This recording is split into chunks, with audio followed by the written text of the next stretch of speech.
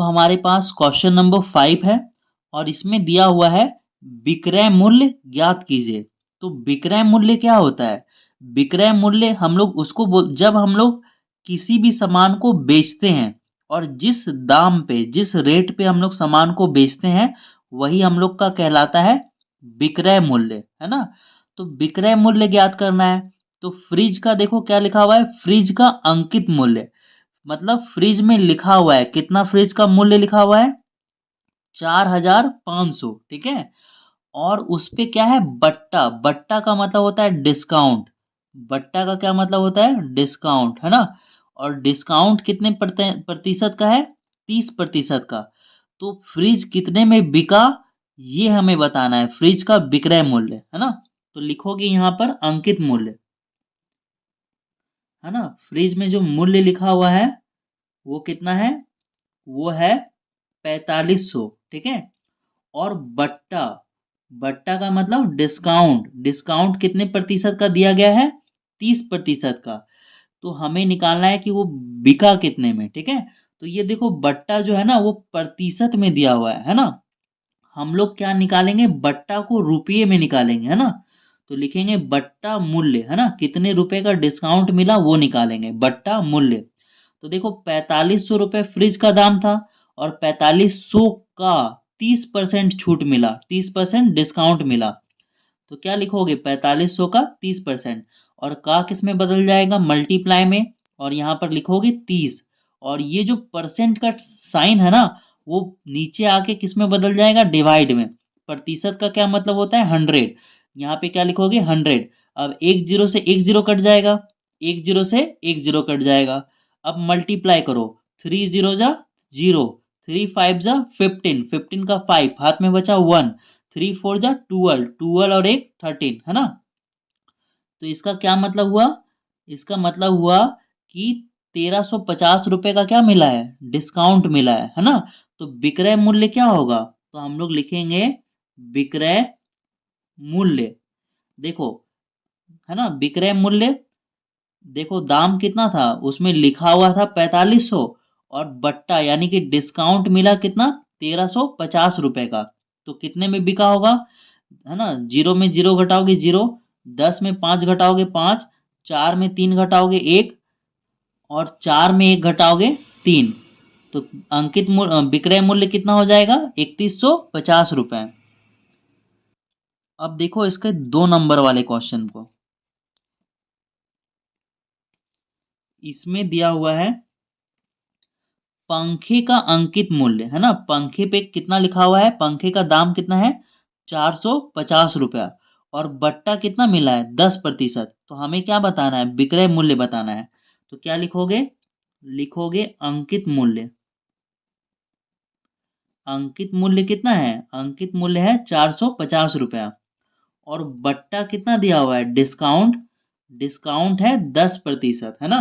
तो ये प्रतिशत में है, इसको हम लोग रुपये में निकालेंगे, मूल्य में निकालेंगे। तो क्या लिखोगे, बट्टा मूल्य, बट्टा मूल्य क्या हो जाएगा, बट्टा मूल्य हो जाएगा, देखो 450 रुपया दाम था, तो 450 का कितना, 450 का 10% बट्टा मिला, डिस्काउंट मिला। तो ये कितना होगा, यहाँ पे लिखोगे 450, और का किस में बदल जाएगा, मल्टीप्लाई, गुना में, यहाँ पे लिखोगे 10, और प्रतिशत को हटाओगे तो नीचे क्या आ जाएगा, 100। एक जीरो से एक जीरो कटेगा, एक जीरो से एक जीरो कटेगा, और ये कितना हो जाएगा, 45, है ना। तो 450 का 10% कितना होता है, 45 रुपया लिखोगे, ठीक है। तो फिर विक्रय मूल्य क्या होगा, तो लिखोगे विक्रय मूल्य।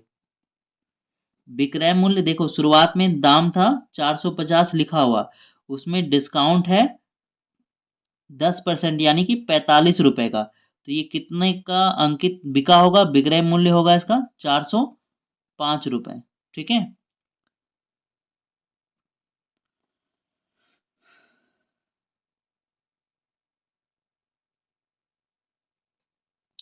तो अब क्वेश्चन नंबर 6 देखो, क्वेश्चन नंबर 6 में क्या दिया हुआ है। क्वेश्चन नंबर 6 में अंकित मूल्य निकालना है कि उसमें कितना रुपए मूल्य अंकित होगा, है ना।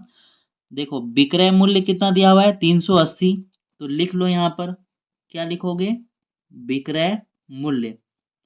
मतलब कि वो सामान जो है 380 रुपये में बिक गया, और कितने परसेंट का उसको डिस्काउंट मिला? डिस्काउंट मिला है 5% का। ठीक है, तो अंकित मूल्य क्या होगा? तो मान लेंगे, माना अंकित मूल्य बराबर x, अंकित मूल्य बराबर x। ठीक है, अब देखो, अब यहाँ पे सबसे इंपॉर्टेंट लाइन आने वाला है, उसको समझना है। ठीक है, तो देखो, अंकित मूल्य कितना मान लिए? x, तो यहाँ पे क्या लिखेंगे? x, है ना। और डिस्काउंट मिला यानी कि क्या हुआ? घटेगा, है ना, घटाएंगे हम लोग। तो कितना डिस्काउंट मिला? जो भी उसका अंकित मूल्य होगा, जो भी रुपया होगा, उसका उसका 5% डिस्काउंट मिला।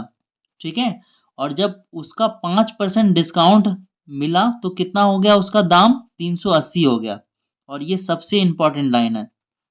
ठीक है, कोई सामान है और उसका दाम x रुपया है ना, और जब उसमें x का 5% घटा देंगे तो कितना आएगा? 380 आएगा, है ना, यही दिया हुआ है ना। अब इसको सॉल्व कर लो। x यहाँ पर लिखोगे, x का मतलब होता है मल्टीप्लाई, 5% हटाओगे तो कितना लिखोगे? 100, बराबर कितना होगा? 380, है ना। अब देखो यहाँ पे लिखोगे x, इसको ऊपर कर रहा हूं मैं। ठीक है, तो यहाँ पे क्या होगा? -5 और x को मल्टीप्लाई करोगे तो कितना आएगा? ये 5x, और नीचे में कितना है? 100, और बराबर कितना हो गया? ये 380, है ना। अब इसके नीचे कुछ नहीं है तो क्या हो जाएगा? 1, और ये बन जाएगा भिन्न का घटाव, है ना। 1 और 100 का एलसीएम लोगे तो कितना आएगा? 100। एक का टेबल में 100 कितने बार में आता है? 100 बार में। उस 100 को गुना करोगे x से तो क्या आएगा? 100x। 100 का टेबल में 100 आता है एक बार में, उस एक को गुना करोगे 5 से तो आएगा 5x, और बराबर हो गया ये 380, है ना। अब देखो, उसके बाद मैं इधर सॉल्व कर रहा हूँ। ठीक है, अब देखो ये उतर जाएगा, 100 माइनस 5x को एज इट इज मैं उतार दे रहा हूँ, 100 माइनस 5x। ठीक है, और बराबर में कितना है? बराबर में है 380।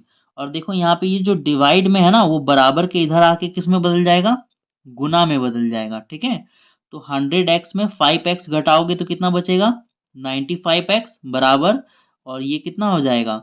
मल्टीप्लाई होके हो जाएगा 38,000। ठीक है, अब क्या लिखोगे? x बराबर 38,000 बटा 95। अब इसको क्या करना है? काटना है, और हमारा आंसर आ जाएगा।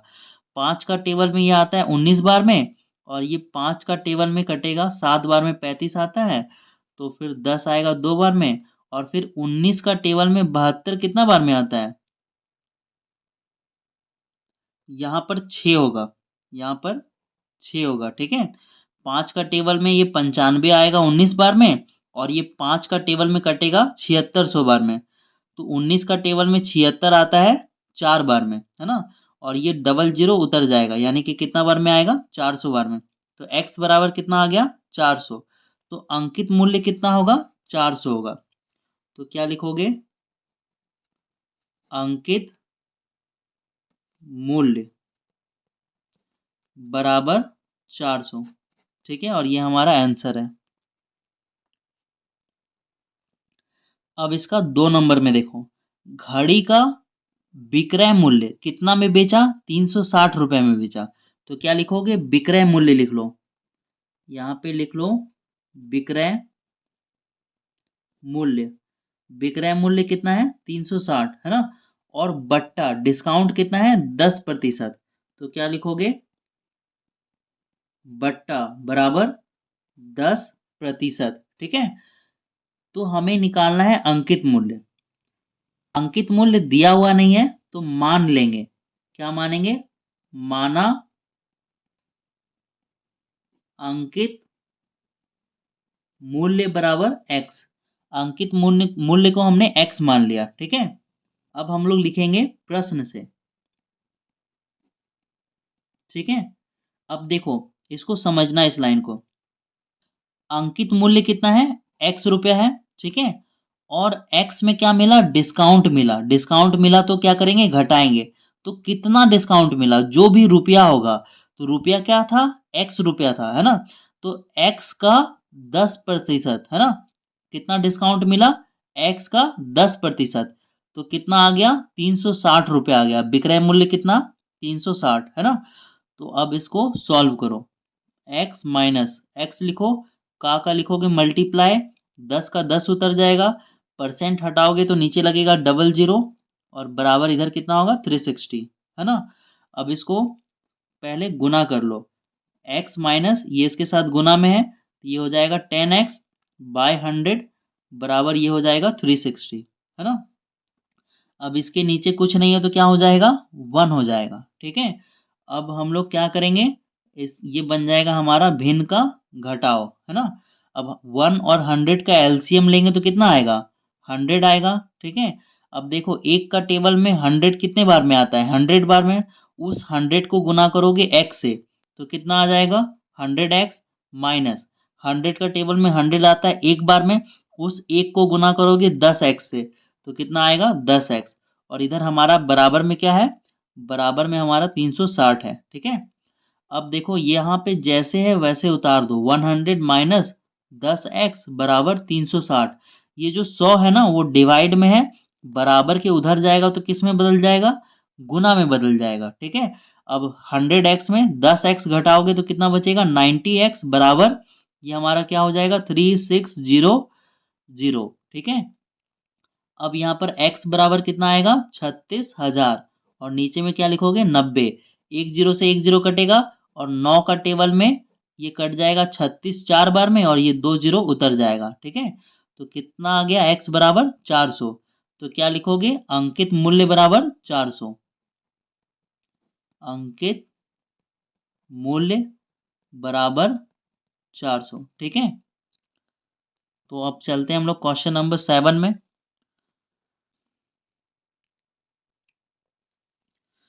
तो देखो क्वेश्चन नंबर 7 में दिया हुआ है प्रतिशत बट्टा में ज्ञात कीजिए। तो इसका मतलब हुआ कि हमें क्या ज्ञात करना है, बट्टा प्रतिशत ज्ञात करना है, ठीक है, कि कितने परसेंट का डिस्काउंट मिला। तो देखो पुस्तक का अंकित मूल्य कितना है 60 रुपए, तो क्या लिखोगे अंकित मूल्य,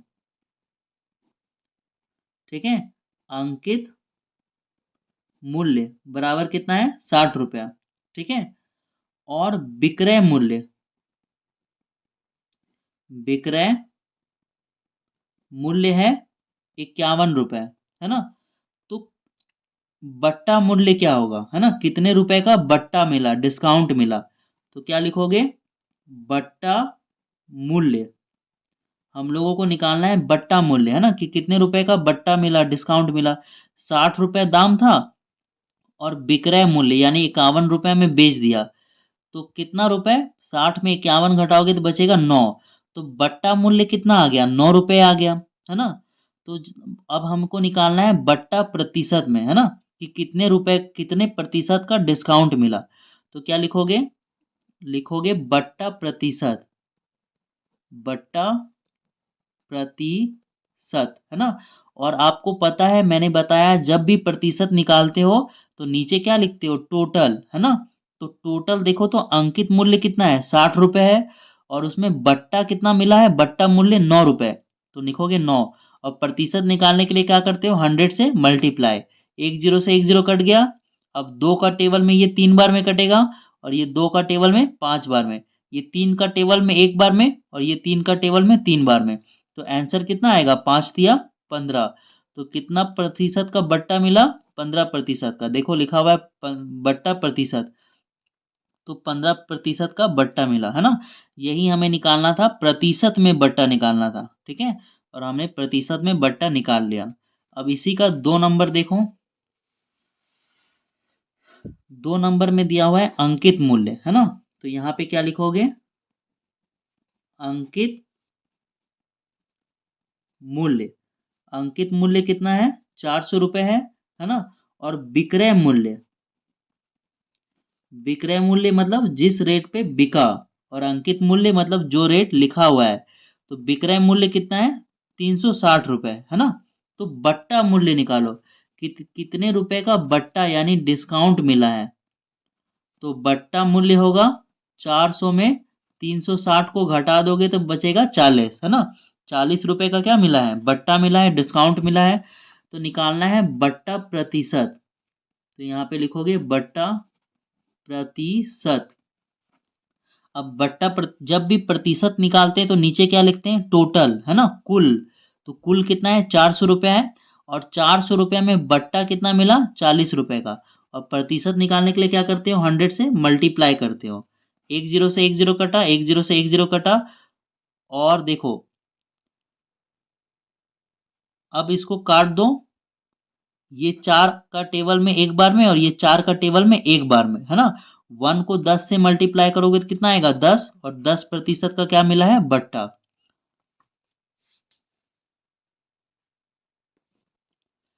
क्वेश्चन नंबर 8 में दिया हुआ है, निम्न सौदे में होने वाला लाभ या हानि, है ना।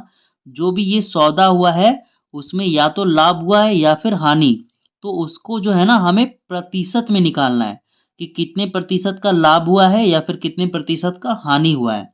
तो देखो क्वेश्चन है कि एक टीवी का मूल्य कितना है, 7500 में खरीदा गया है, ठीक है। एक टीवी 7500 में खरीदा गया है तथा इसे 6600 में बेचा गया है। तो लॉस हुआ होगा, है ना। खरीदा 7500 में और बेचा कितना में, 6600 में। तो लिखोगे क्रय मूल्य, है ना। क्या लिखोगे, क्रय मूल्य। क्रय मूल्य मतलब होता है जिस रेट में हम लोग सामान खरीदते हैं ना, उसको बोलते हैं क्रय मूल्य। तो क्रय मूल्य है हमारा 7500। और विक्रय मूल्य, जिस रेट में हम लोग सामान को बेचते हैं उसको बोलते हैं विक्रय मूल्य। और विक्रय मूल्य कितना है, 6600 रुपया। तो देख के पता चल रहा है कि हानि हुआ है। तो क्या लिखोगे, हानि, है ना। हानि मूल्य, कितने रुपए का हानि हुआ है। तो क्या करोगे, घटा दोगे। 7500 में 6600 को घटा दोगे तो कितना आएगा, 15 में 6 जाएगा 9, है ना। तो 900 का हानि हुआ है, ठीक है।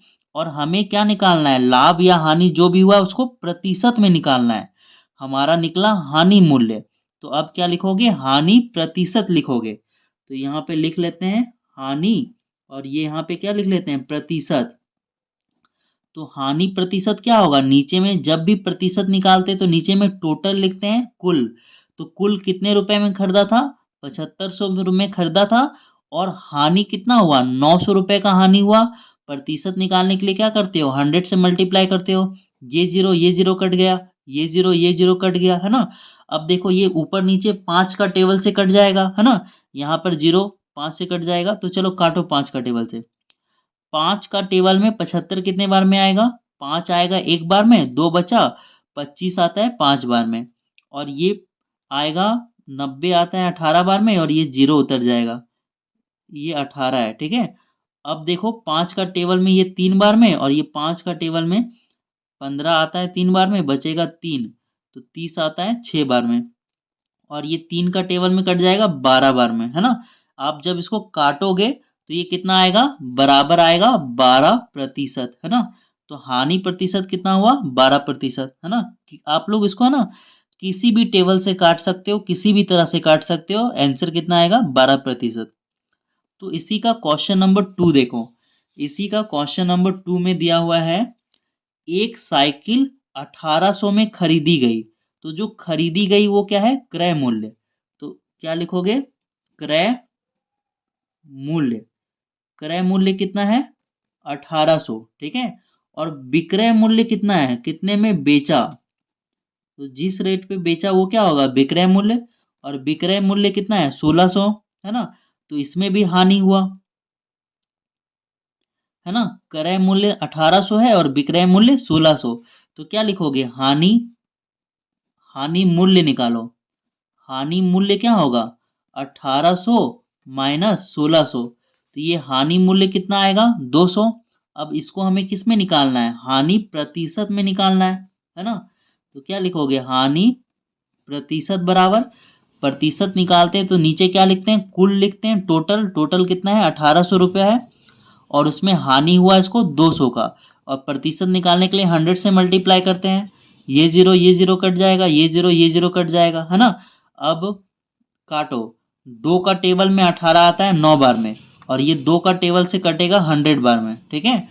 तो यहाँ पर क्या आ गया, 100/9। तो ये इसको डिवाइड करना पड़ेगा, कौन से टेबल से कटेगा, तो लग तो नहीं रहा किसी टेबल से कटेगा, तो इसको क्या करना होगा, डिवाइड करना होगा।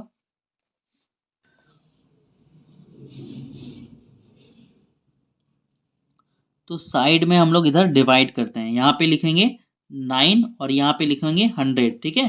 अब 1 बार में कितना आएगा, 9, बचा कितना 1, 0 उतार देंगे। फिर 1 बार में कितना आएगा, 9, फिर बचा कितना 1, ठीक है। तो इसी को हम लोग लिख देंगे, ठीक है। हानि प्रतिशत कितना हो गया, नीचे वाला कहाँ जाता है, नीचे वाला जाता है ऊपर, और जो इस साइड रहता है वो कहाँ आता है, लेफ्ट साइड, है ना। और ये जो 9 आता है वो कहाँ जाता है, नीचे। तो हानि प्रतिशत कितना होगा, ये होगा हमारा हानि प्रतिशत, और ये होगा आंसर, ठीक है।